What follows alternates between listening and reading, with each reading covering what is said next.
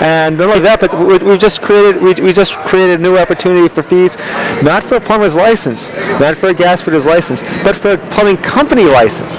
So now we have a brand new licensing arrangement that we can hit up your average plumber with or gas fitter with that out of the blue. And that's what's wrong with this budget. It's 16%. That's the number one issue. The second issue, which is I think a huge issue, but it's one of those cases where it's one of those it's almost like a sleeper cell, and that it comes in fairly innocuously and would end up blowing up and destroying the long haul, is Medicaid expansion. Medicaid expansion is the single most long-term destructive component of the budget that passed the House. I would have to agree with you with that. There are two things that really, really concern me. One is that exactly, because it's free money for how long? We're looking at the national debt of almost being unpayable, and when somebody decides to yank that piece of paper and go, pay up, sucker, the federal government is not going to have it. Obviously, the state government is not going to have it.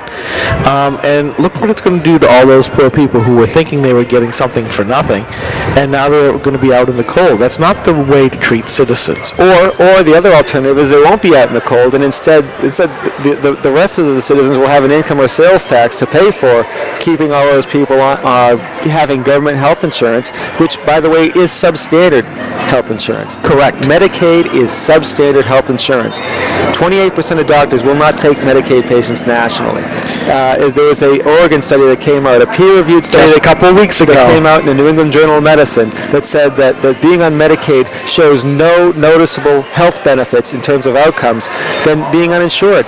In fact, there was a University of Virginia study that studied 900,000 patients who had surgery. They found that people who were on Medicaid actually had 13% worse outcomes, or 13% more likely to die than people who were uninsured. Yes, and I think it's rather funny or rather scary. I asked my doctor, because I got the last time I went in, I got the 5 Obamacare questions already. And get ready for 5 to become 25. Yeah, well, they'll get nothing from me. But I asked him, well, what do you think about Obamacare? And he said, well, I think it's great because 45 million more people are going to be covered with insurance. And yet there's a little sign by his entrance window, we are not taking any more new Medicaid patients. Right.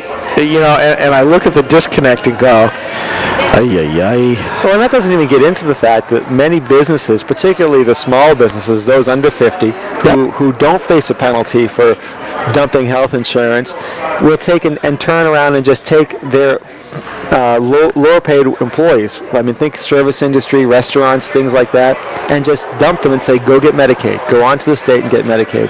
We don't pay you enough that you won't qualify. You can just go down to the Obamacare exchange, sign up for Medicaid right out of the gate, and the next thing you know, we're just adding thousands and thousands, and I suspect it's going to be closer to 80,000 people in New Hampshire when we start taking the people who are currently uninsured and then add to that group the people who will get dumped from their private insurance onto Medicaid.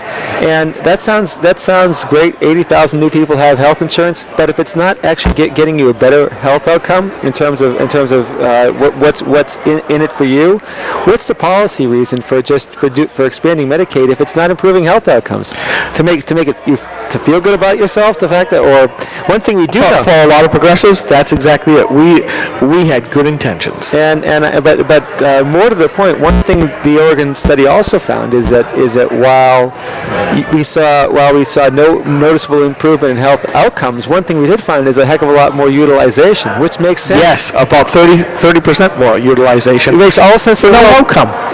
It makes all sense in the world. If you suddenly had health insurance, you'd probably go to the emergency room more because you weren't afraid of a bill. You would go get more health care, and that health care has to be subsidized by somebody because Medicaid does not pay the full freight. And so if you're getting 30% more care that has to be subsidized by the private insurance market, the private insurance market has to increase. So you're just setting up an environment where you're going to see the premiums in the private market expand even more so than they were because of all the mandates that are in Obamacare, which are suddenly going to drive up the costs, such as the ratios, medical loss ratios, and things like that, that are already going to drive up the rates beforehand. But now you're going to see a whole host of cost shifting going onto private rates, which is going to make health insurance more unaffordable, which is going to make, ironically enough, more uninsured people. Well, we've heard multiple times over the last couple of years that there's no better way to destroy an entire industry, the private healthcare marketplace, than what they're doing right now. And in essence, that is the goal of some of the progressives, especially those in the Progressive Caucus in the House of Representatives down in D.C., Jan Chuskowski.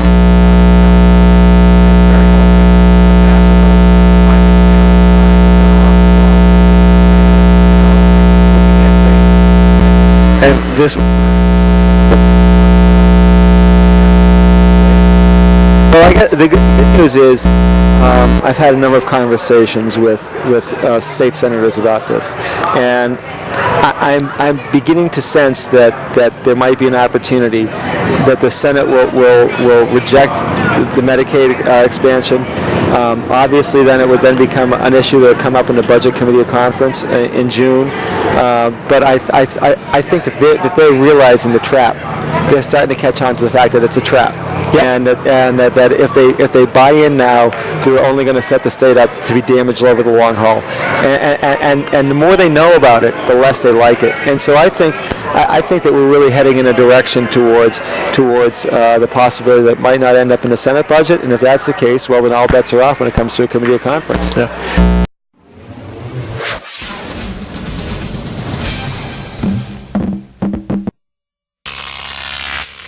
Croc TV.